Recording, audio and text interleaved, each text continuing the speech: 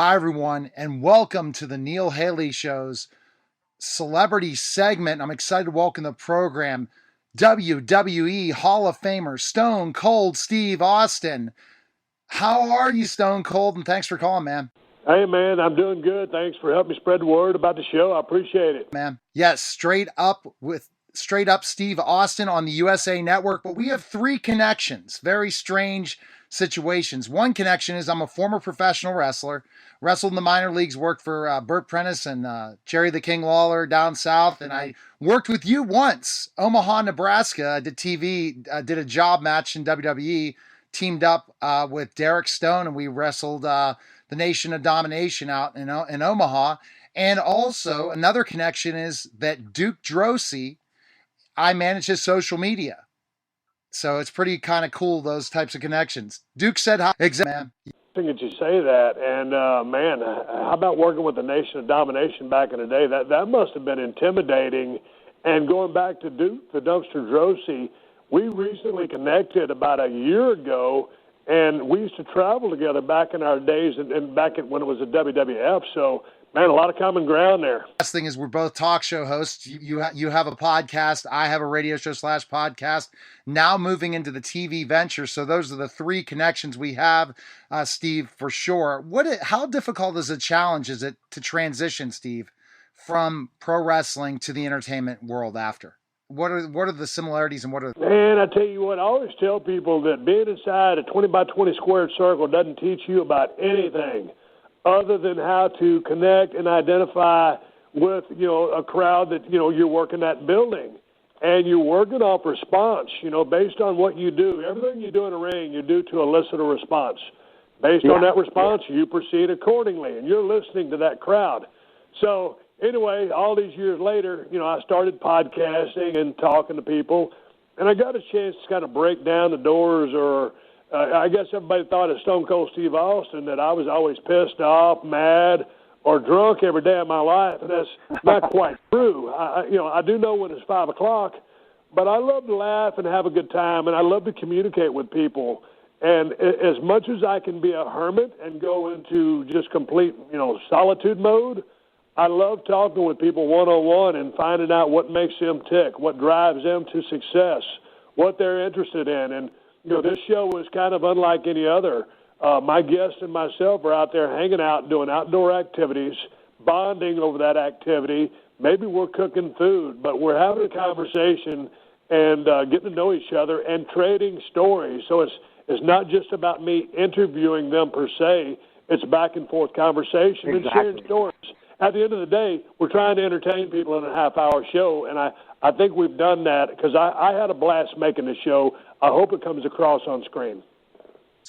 Steve, you do a phenomenal job with your podcast because you're not trying to put yourself over. You really ask really good questions. And it's just a straight conversation when you were doing your podcast, for sure. Well, man, I'm trying to. I've been doing it for 6 years, and I recently got a chance to go down there and talk to Hulk Hogan. And I got a chance to go down to Austin, Texas, and talk to Mark Henry. And those are probably two of my favorite podcasts that I've done in a long time. And I took a little bit of a break. And when I took that break, I think I realized that I needed to even listen more than I have been listening. And I think taking time off helped me. But, the podcast has been a very successful endeavor for me. And it's allowed me to, maintain communication with the fan base that I generated through all those years of being inside the squared circle. When you leave WWE and go off to do something else, you lose that global platform or the ability to communicate with your audience. So even though the podcast is very minute in comparison with the WWE universe, it allows me to stay in touch with my fan base. And now with Straight Up Steve Austin on the USA Network every Monday after Raw, well, at least for the next 7 weeks, great time slot. To stay connected with them, I'm getting handed the audience that I came from, the audience that I love, and at the same time, I'm trying to grow a new audience. So the task at hand is trying to get better and to, facilitate this and make my guests feel at home. But I learned a lot, and I've got a lot more to learn, but I had a damn good time. And you know what, Steve, what I've noticed with you and with your interviews, again, is that you want to make a connection with people. And those are the best talk show hosts in America. The best in the world are always the ones that try to make a connection with their guests. I'm trying to. I've been doing it for 6 years, and I recently got a chance to go down there and talk to Hulk Hogan. And I got a chance to go down to Austin, Texas, and talk to Mark Henry. And those are probably two of my favorite podcasts that I've done in a long time. And I took a little bit of a break. And when I took that break, I think I realized that I needed to even listen more than I have been listening, and I think taking time off helped me. But the podcast has been a very successful endeavor for me, and it's allowed me to maintain communication with the fan base that I generated through all those years of being inside the squared circle. When you leave WWE and go off to do something else, you lose that global platform or the ability to communicate with your audience. So even though the podcast is very minute in comparison with the WWE universe, it allows me to stay in touch with my fan base. And now with Straight Up Steve Austin on the USA Network every Monday after Raw, well, at least for the next 7 weeks. Great time slot. Yeah. To stay connected with them, I'm getting handed the audience that I came from, the audience that I love, and at the same time, I'm trying to grow a new audience. So the task at hand is trying to get better and to facilitate this and make my guests feel at home. But I learned a lot, and I've got a lot more to learn. But I had a damn good time. Yeah.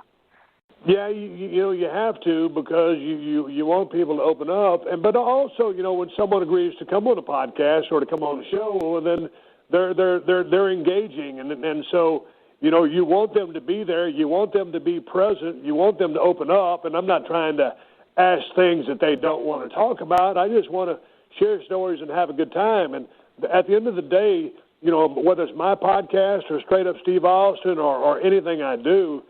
I cannot solve the problems of the world because I'm just an entertainer. But if I can make you laugh or forget about something for a half hour or an hour and a half podcast and you enjoyed the conversation, then I've done my job and I'm happy with myself. And that's the truth.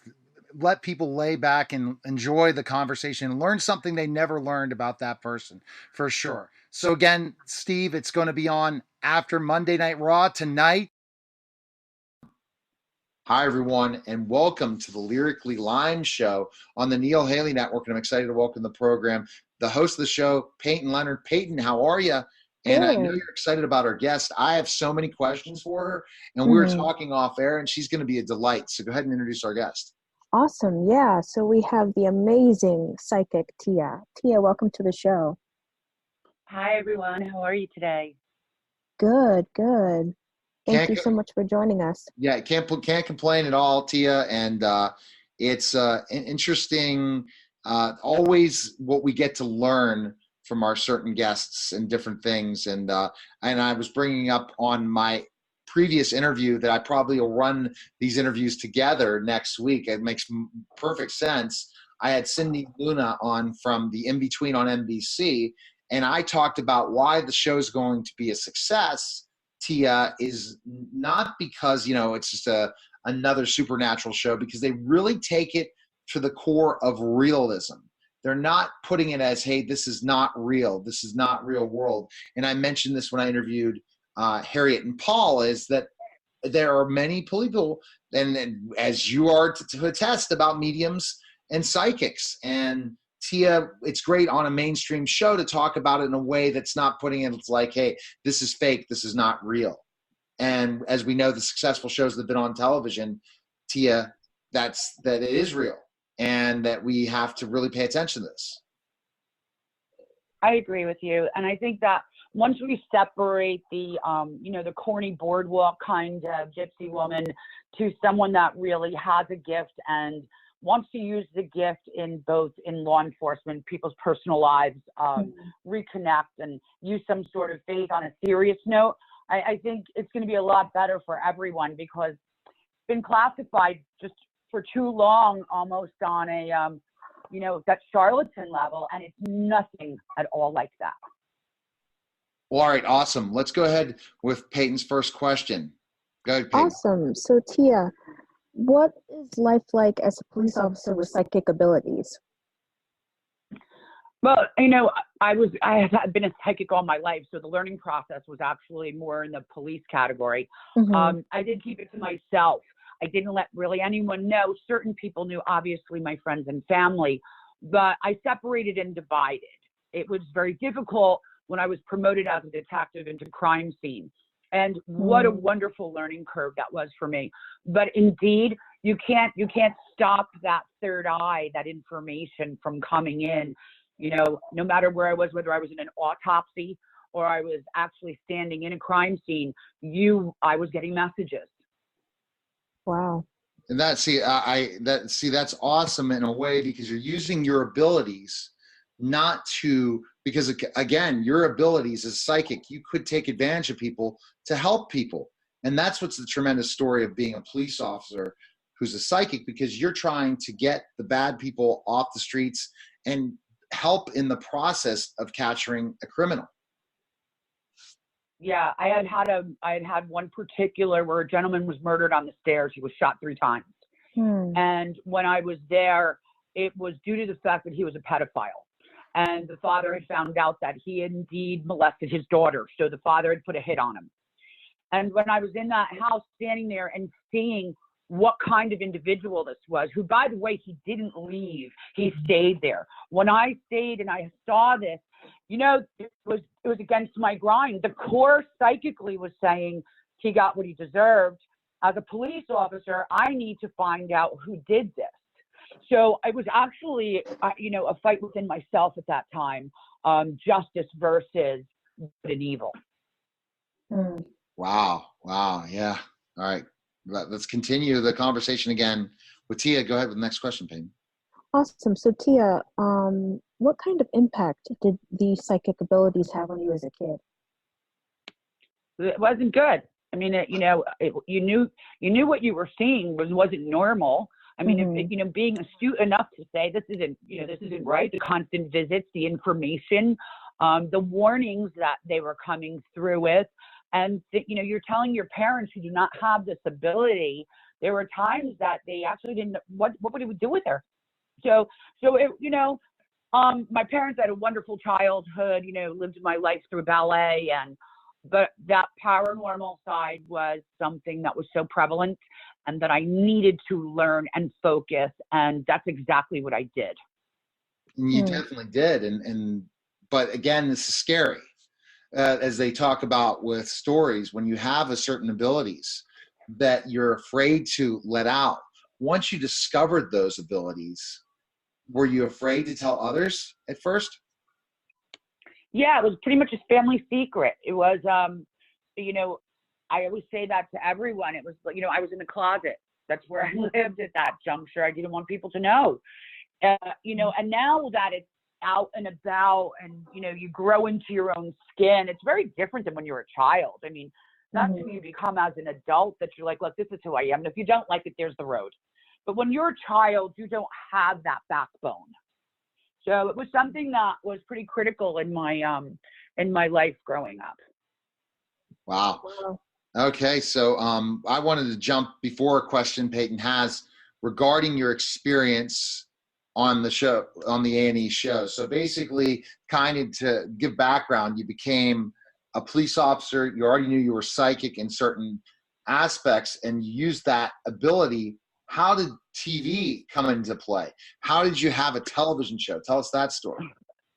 I had suffered and became very, very ill with a bad disease. And I pretty much died and didn't cross over and beg to stay for my child's sake.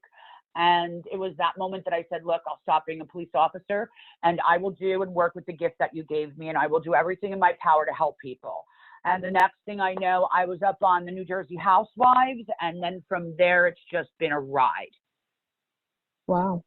Big fan of the Jersey Housewives back in the day, for sure. Not been able to back in the day, not now. Back in the day. Back in the and the reason I'm too busy, but I was a huge fan with my wife of Real Housewives of New Jersey, and I was connected. I'm good friends with one of the Real Housewives of DC, Mary Amons. So that brand, I wonder what's happened to that brand, because I haven't really focused on it for sure. And we're talking about a different network, so we don't want to get to that. So you get this opportunity, Tia, with A&E, and you capitalize on the story. How did that show go? Because it's no longer around. And then Peyton has some questions about your latest projects. Mm-hmm. I think that I think in the beginning part of it, they didn't really know what they were doing as far as molding in with a psychic. My company that I was working with, not A&E, was my other company, production wise. I don't think that they had a gist and understood exactly what a psychic was. And I think that fell into a little bit of place that we had a problem fitting in the groove. The projects that I'm doing now going forward, I'm working more as executive producer, which I think has to be due to the fact that I'm pretty much understanding of myself. If you're not psychic, it's very different to try to jump in to see if that makes any sense to you. Mm. Makes sense. But again, your current projects, Peyton would ask, but I'm going to guess throw Peyton and ask, what questions are you thinking about right now, Peyton, did you have for our guest, Tia, the psychic Tia, right now? I guess, when exactly did you figure out that you had these abilities? Like, what age was it? Yeah, that's interesting. I was about 3 years old when I started to get visits from people that were deceased. And then about 11 years old is when I picked up the tarot card, and I just worked on that deck, and I've never left my hand since. So I've been reading since I'm 11. Wow.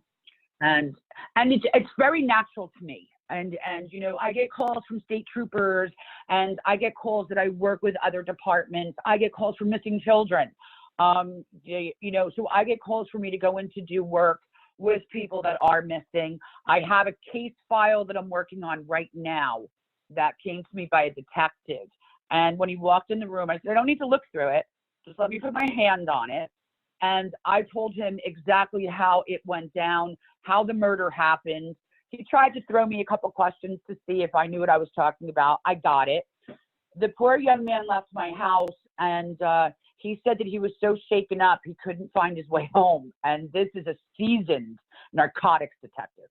Wow. So that's a passion of mine, is, you know, allowing people to understand that people really do hold psychic abilities, that there are real gifts out there. Not everyone is trying to, I don't want to use the word fake, but there are people out there that are. Yes. But we're going to throw that word out and really be able to show them, like you're talking about, Neil, as far as the show is concerned. Right. So when we talk about the in-between NBC, they're not knocking this as this is really solving crimes, and they're not in the point of making it so outrageously out there. So define the difference between a psychic and a medium, because again, the guest, the star on the in-between, she holds the power of a medium where she's able to go into other supernatural worlds. So she could go from be able to talk to dead people, to go into their parallel universe at times to solve crimes. Now let's go with defining the difference between a psychic and a medium. Psychic would be more on the path of where you're going, psychically knowing what's going on in your business as far as your personal life, making sure that you're so-called dodging bullets, able to take a better path for yourself.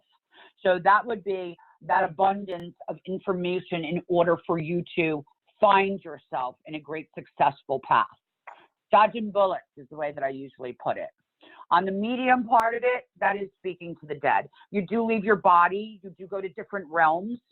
Not my favorite thing, but it happens. But the talking and the dead coming to me has been going on since I'm 3. I'm very comfortable with it. Yeah, Gotcha. and that's just wow.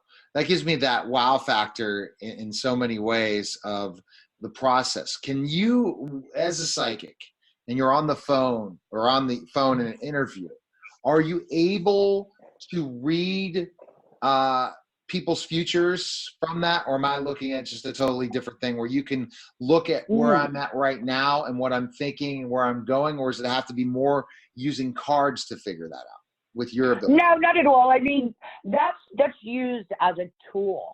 So you would use your cards as a tool. They're, you know, it's like having a screwdriver. But by no means do you have to have it. It's just something that plays into a role. I do readings all over the world. So I do Skype readings, which I Skype with people if they prefer something more intimate face-to-face. Other than that, I would also be able to do readings like you and I are doing right now. And the other thing that we've been doing a huge part of is we're doing a ton of paranormal investigating. That's been thrown into the mix with everything that I do. You know, it's that old, who are you going to call? So there's a ton of people that have issues in their homes and they really do not have anywhere to turn. So we're actually going in and doing work paranormal wise, cleaning up these houses from these people that have to live with anything from a poltergeist to, you know, Yes. a dead neighbor. Now, again, some people find this as phony, Tia, and again, I'm always open to everything in certain aspects, and I see these things. So, Tia, can you, and I'm going to throw you out there, Peyton, and ask, can you, from asking a few questions to Peyton, are you able to tell some of her struggles she's gone through? Before even, I know I had you listen to a couple episodes before this, but are there any things that you can kind of point towards Peyton's future that you could show some of your abilities on the air right now, or is that something you wouldn't do, Tia? I prefer, I mean, I do that periodically, but on air, I think it's a little personal. You know, I've already read people and some of the things that come through.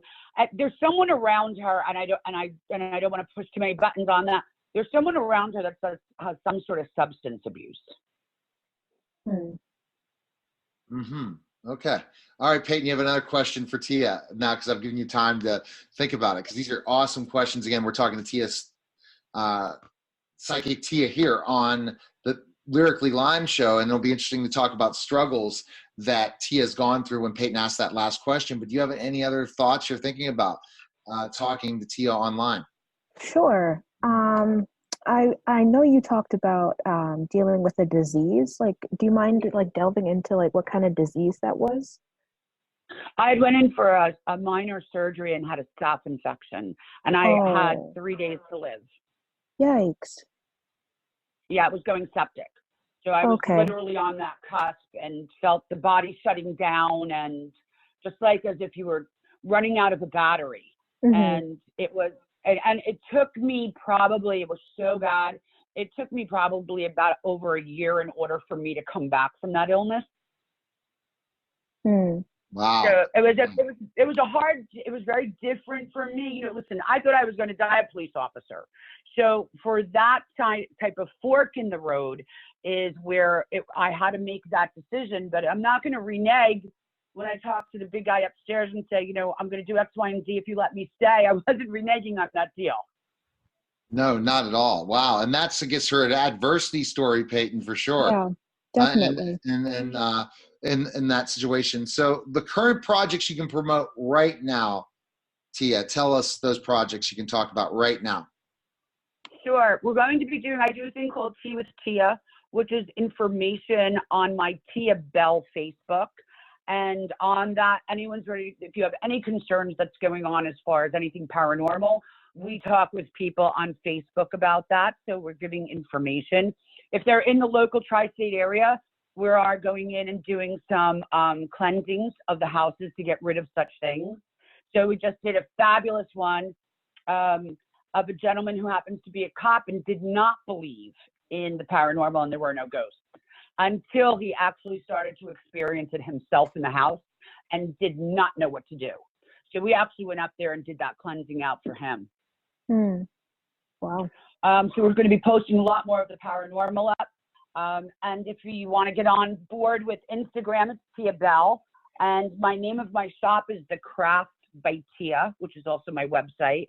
So listen, we're always trying to help people. That's why we went in this to begin with after my illness, was to make sure that we were doing God's work. There's no devil played into what I do. If I heard that a million times, it's not true. Right, exactly. All right. Well, thanks again for calling, Tia. That was a great conversation. Enjoy. Definitely check her out and all her different ventures, Peyton. I appreciate you guys calling, okay? No problem. Thank you so much, Tia. Thank you. Have a wonderful day. Take care. Okay, bye-bye. All right, that was the Lyrically Lime show, everyone. We're back. to the Neil Haley Network's Caregiver Dave Celebrity segment. I'm excited to welcome the program. Caregiver Dave. Dave, how are you? And you know what? You cannot spoil any questions for this guest, meaning of a show, because I've not caught up. One of the biggest things I've dealt with, Dave, in my career in this business is when I'm interviewing celebrities and then they're trying to catch us up to where all the fans are. Well, no, because of DVRs and live streaming, all we can do is talk about the current show, not what's going to happen next week. But I'm excited to welcome the program. All right. Dave, We Dave, won't how are you? spoil it. We won't Dave, spoil it for you. Yeah, but Dave, here's the thing. A lot of people, you know, and I know it's because of it's Netflix and DVRs, they really stick to one show now. And it really makes it difficult for shows to really get a hold. They have to get a hold of you in the first 2 episodes. And this show definitely did. But Dave, go ahead and introduce our guest. Well, 33-year-old Cindy Luna is an actress known for her The Last Ship, Gang-Related, and Scapegoat. However, her most prominent role is the role of Detective Maria Salinas in the NBC drama In Between. And as you just alluded to, there are many, many fans. And she is originally from Colombia and is very family-oriented. And hopefully we can learn more about her background as well. Welcome to the show, Cindy. Thank you. I'm so sorry. I'm gonna have to correct. I'm 31. You're not 31. 33. Well, that's what I get for listening to the internet. But I'm not lying. I'm not lying. This is true. I'm 31. You. I'm turning 32 November 7th. And yes, my family is from Colombia, and I was born in Miami, Florida. So Awesome. 305. Yeah. Wow. All right, Dave, go ahead with the first question for Cindy. Well, I just want to know, wow. Growing up, what did you want to be as a little Colombian girl or came to Miami and in America? What were your aspirations? I'm a dreamer since I was little, but I've always been really interested in like human behavior and what makes people tick, why they act the way they act. And so I always liked psychology. I was always interested in psychology. I loved children and maybe something with children's psychology. And then the first time they put a camera in front of me, I was like, oh, I feel like I belong here. I feel like this is something I want to do. I didn't know exactly what I was going to be doing. But it wasn't like I dreamed of being an actress when I was little or model or anything like that. That just came. But the first thing was being a psychologist. And when you talk about camera, the first camera in front of you and different things like that, what I guess you were you a chatty child? Chatty. You know what? I always felt comfortable just being around people. I wasn't shy. I was never afraid of just being myself. Really, like if I wanted to dance and I had a circle of people around me, I didn't care. I was like she's so cute little girl that's dancing all night in the family's parties. And so it wasn't like I was too chatty. I was just being myself. And people, I guess, my family liked that I was always being myself. You're a natural. Yes. Well, I hope so. So how did you go from psychologist to actress? It all started, I was doing some print modeling in Florida, in Miami, and then I was doing a lot of just small jobs here and there, and I was still a teenager. And I was doing some TV hosting with Univision in Miami, and they sent me to this coach who was trying to do coach for hosting. And he actually said for the first time, I was probably like 18, and he said, you know what, you're not a host, you're an actress. Like you have something about you, you should try my class. And I was like, well, you're just trying to sell me your class. And he's like, no, try it on, like try it for free. Like, I don't really care if you pay for it or not. Just come and have fun. And I did. I went in and I noticed that acting has a lot to do with psychology. You know, you're like, you're creating characters and you're creating someone that maybe it's like you or maybe far from you. And so you have to create like how they think, why they react to certain things the way they react, what makes them tick, why do they get angry. So it's kind of like reverse engineering instead of, you know, reverse engineering, because you get a character and it's on paper already, but you have to go back to when they were born, what happened to them in their childhood, why are they acting the way that they're acting now. And so it has to do a lot with psychology, and then connection. You know, when you're acting, you're connecting with at a different level. You really have to go into like the person's soul, their heart, their mind, you know? Wow. So I wanted to jump in that whole thing in psychology, Cindy, and I think it relates to me as a talk show host. As I started out, before becoming a teacher, I was a professional wrestler. So I learned a lot of the psychology, but I really didn't fit in the professional wrestling game. I was okay. But they had me play characters because I was big. I'm 6'10". They had me play characters that really weren't who I was. And I think that has a lot to do with success of what you do. And it's kind of funny. I finally got out of my skin when I did my first talk show, and it was a wrestling talk show where I just shot from the hip and became who I was. Not the characters who wanted me to be this dumb, big guy. And I was a college student still finishing up. So I was semi-intelligent. I wasn't, you know, this genius, but the characters they had me play were not the right character. So I understand what you're talking about with psychology, development, what's the right fit. And in professional wrestling, they really typecast you back in the day based on if you're a big guy, you should never speak. You should be this mean, intimidating guy that really doesn't show their persona. So the psychology in characters is so important. And I learned the psychology of wrestling, where I learn as a producer, an executive producer in radio and television, how to tell a story every day.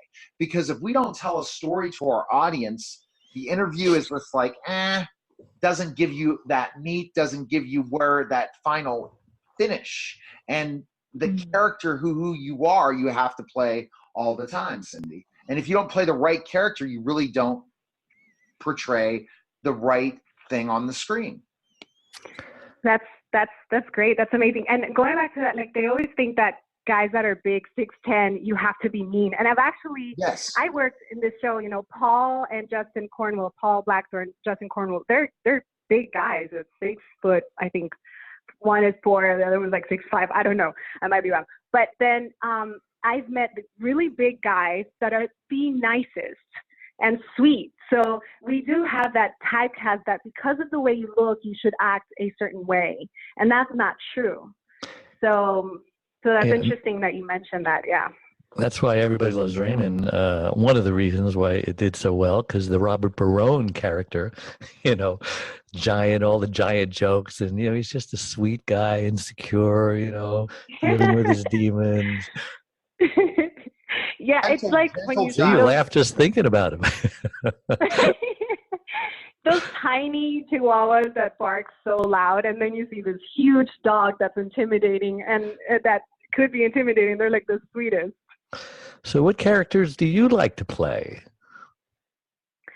I honestly, you know, like I'm not comparing myself to Meryl Streep whatsoever, but she says the first thing is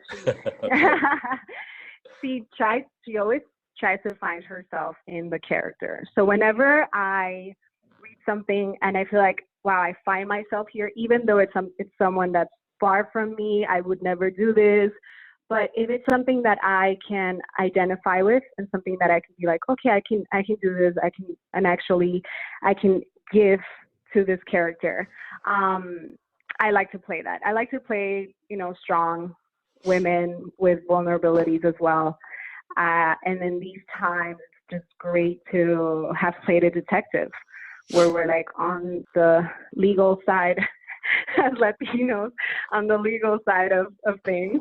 Where we're like, you know, I came from, I played in a show like the drug dealer's daughter or something like that. And so I really wanted to play a detective that was not necessarily the typical like what you were saying, Yes. they typecast you as like maybe the Latina sexy girl or the drug dealer, and this is like, it's great. It's just a girl it's just a woman who is working as a detective. She's professional, she's tough, she works hard, and that's what I like playing. I like playing strong women and hopefully portray Latin women and women of all ethnicities the right way. And that's But you have a gift in this character, right? You can somehow explain that gift that they gave you that makes you extra special. Oh, no. So you're spoiling stuff if that's the case. Oh, No, that's a different character, Gabe. No, actually, I'll spoil it. I actually am just straight up close detective. your ears, ma'am. No, straight up detective. Our lead, Harriet Dyer, who plays Cassie, she has a gift. Yes. Oh. Yes. She has a supernatural gift. Yeah. She's not even the detective in the show, but the show is phenomenal. And I told Harriet and I told Paul when I interviewed them, I'm not name dropping. Yes, you are. When I told them on the show, I said, because of this story, and we're going to get to it in a second, I want to kind of get to branding Cindy more in her other roles before this role, but that show is going to do so well because of the type of show it is, because of the fans that love this kind of drama. But let's go right back real quick, Cindy. Other roles, what would you say was the biggest role, not counting this show? Which one would we remember you most by? I'd say The Last Ship with, I'm not name dropping, executive producer Michael Bay and Eric Dane, who was the lead of the show. And I was able to, showrunner Steve Kane, who wrote this amazing character for Conchita Barros. And it's for the 5th season, and it's pretty much the dictator's wife. And it's supposed to be set in Colombia. And I really loved, and I've gotten a lot of feedback because it's already being shown all over and people are just loving it, because I've never met a dictator and I've always been against them. So it was interesting. It was very interesting to play the wife and actually this quiet wife that's always manipulating and getting trying to get her way to have her husband lead a nation the way that she wanted to. So that was a very interesting character. Yeah. Wow. So you've been on stage also? I haven't been on big stages. I've done small plays back in Miami when I had just first started, but I haven't done anything big on stage or anything like that. You prefer TV, movies? Well, right now the thing is TV, TV shows, and so that's what's happening. That's what's happening a lot. That's where most opportunities are at. But I would love to work on a film, and I don't really limit myself to what to do, especially now that the characters that are being written on TV are very much like film characters, and they're getting filmed like film. So it's really it's a good time to not limit ourselves and just really just look at the character and what we want to play. Exactly. And that's so important. You said from The Last Ship. And The Last Ship, you said you were on what season? Where can we find The Last Ship? I just want to know, because I'm just big on catching up on shows. I've never watched The Last Ship. I was on season 5, and it's TNT, but Netflix, I think, had all seasons. I don't know if they have season 5 already. And I think maybe, I don't know if Hulu still has it, but you can find it online as well. Okay. But The Last Ship, it already aired. It already aired on TNT here in the U.S., but it's showing in different networks all around. That's a great point. Because like I said, I had a buddy of mine who was a professional wrestling manager that broke me in, and I watched a show last night called Volkov. I guess I'm giving him a name drop on this, but he played a villain. And it was short, but it was interesting, and it was on Amazon Prime. So I'm like, okay. But see, this is the kind of stuff I love, is when I get to interview people, I get into their shows, And that's why I watched the In Between. I would not if I didn't interview Paul and Harriet. So go ahead, Dave. We're going towards that now, the show, which I'm getting excited because I've loved the episode so far. And I'm like, and that's the one thing I hate is you can't binge watch on the major networks like I do. Like I binge watch shows in like 2 days. Stranger Things 3 I watched in 2 days. So that right. You got to wait till the next week. I guess that gives the drama of, oh my gosh, next week I got to tune in to see the next episode. But go ahead, Dave. I want to ask you about the In Between, but I should have asked you earlier about how old were you when you came to the country from Colombia? Or were you born Well, there?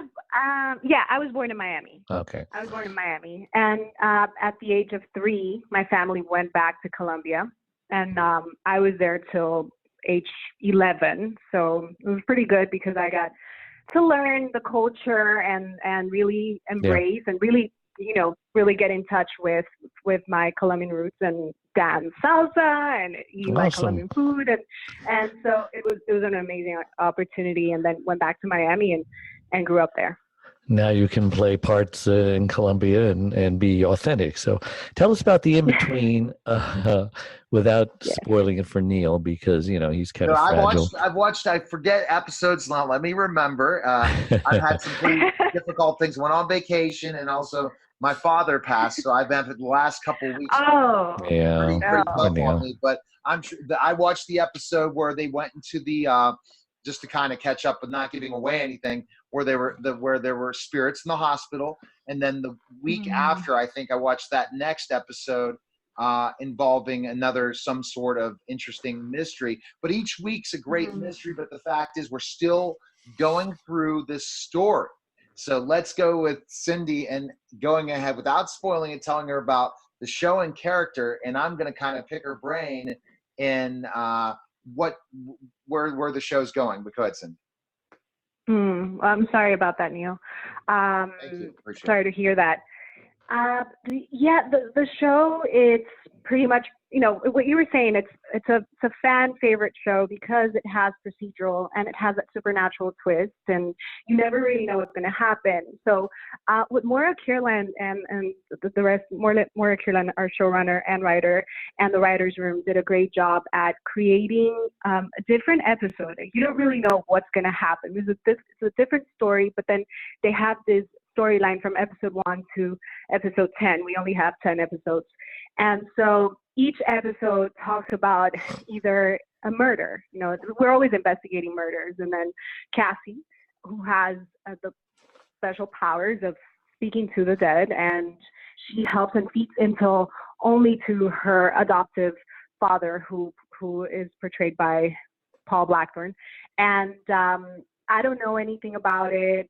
I'm probably, like, my partner and I, we don't know anything about it. So they're really just giving us a bit of information, and I'm doing my own detective work and just doing teamwork to find out who did it and what happened. But there's also development of the supernatural side. So we don't really know, it doesn't always connect. It connects with the murder, but there's sometimes things that Cassie is going through in her own like supernatural side of the show, if that makes any sense. So it's like it makes unexpected.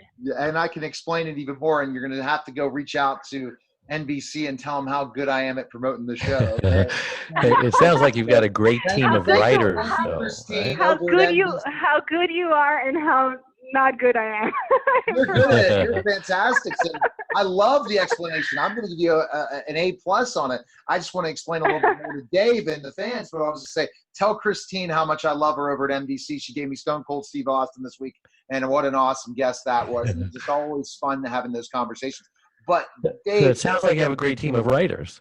Oh, I knew the show was going to be a hit because of one reason. It talks about a medium. It adds crime drama, which everyone loves crime drama. It involves her her medium powers, and it really goes into another level. And I remember another episode I watched, Cindy, involving the school and the bully. And they take topics, real world topics, with a storyline involving a medium, and you just don't know the supernatural world versus the real world, Dave. Yeah, they probably got the idea from the series Psych, you know, and then took it to the next level. hmm Well, I feel like it's a subject or a genre that people are just very interested about. The supernatural is something that, and in our everyday lives, we always wonder about that, So when we see it on TV, it's like, okay, there has to be something supernatural out there. So automatically we're interested in it. And then we also want to figure out who did it, and so that has those two elements, and it's a great combination. And that's the great combination to talk about and I want to go into Cindy's character, is that the great combination in the show is, Dave, yeah, you could look at Psych, but this one or other shows that have done this, but the difference is they're really taking a medium and a real, believing it not as this is not real. This is taking it as, well, really people are believing that she's going through these things because there are mediums and there are psychics, and that people truly believe in medium. And this whole genre is becoming so popular that there are people that follow and believe in this. And now they have a show that they can turn to, Cindy, right? They can, Cindy, they can turn to this show and really relate to it. Yeah. And it goes back to what I was saying, that it more than the medium part of it, it's like, I feel like society and these generations are asking more questions about, okay, we can't just be flesh, there has to be something out there. So I think we're just generally interested in everything that's supernatural. Okay, and then we'll go back in the final question for Cindy once we go to the final. But Dave has a question for you that every guest has to ask. It's very interesting answer. Every Yes, guest I have to ask you. Go ahead, ask away, Dave. So I'm a caregiver. I'm Caregiver Dave. I have a website, caregiverdave.com, and 22 years ago, my wife had a headache of her life, turned into a stroke, lost her speech, became paralyzed on one side. And after a couple of year grieving period, we kind of reinvented ourselves. And today I'm still her caregiver. After 22 years, she still can't talk, still can't walk. But we travel the country and we help caregivers stay alive, because 30% of them actually die before their loved ones do. And so I want to teach them what not to do, all the mistakes that I made. So my question to you, because I believe that everyone is going to be a caregiver, going to need a caregiver. There's no escaping it. So now's the time to learn. What caregiving experience do you have, or do you have family members who are kind of approaching that age where you're thinking about, oh my gosh, they're going to need some care. Who's going to do it?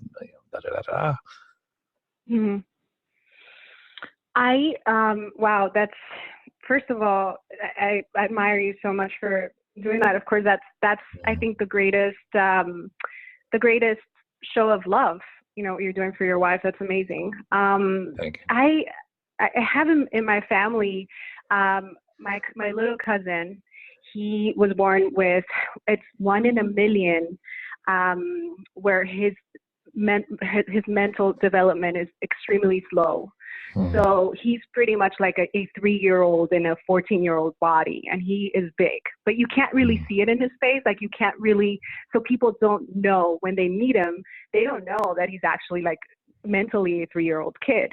Right. And so I experienced that in my family. I experienced what the attention that the mom and the family had to give him, and the kind of just that feeling of like, we can't do anything about it. We just have to sit with this and really just take it as for what it is, and learn to live with this situation, and what can we learn from it, and how can we grow from it. So I've experienced it, seeing it in my family members, but I haven't experienced it myself personally.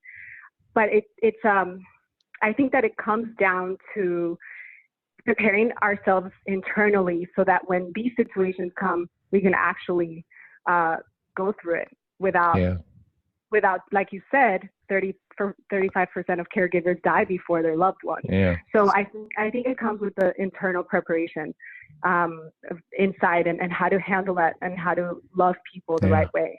How are the parents doing? They doing okay? My parents are doing great. I have my parents are, my mom is 54, my dad's 62, and they're youngsters. just, yeah. They're doing great, and but I've had experiences with them too. You know, all my friends say I love hard. When I love like hard, and I worry about them a lot. So I feel like I'm their mom sometimes. Yeah, I do. Reversal. Wow. I can't believe we are definitely running out of time. Wednesdays, 10 p.m. Eastern, the In-Between on NBC. Where can we connect with you? Social medias and go ahead. Yes, at Cindy Luna on Instagram and Twitter. And it was such an honor, pleasure talking to you guys. Hope to see you sometime. It's okay. Fun. Definitely. God bless you guys. Bye-bye. God bless you. Thank you. Okay. Thank you. All right, guys. Bye, Neil. Again, bye-bye. That was the Neil Haley Show, and we'll be back in just a moment.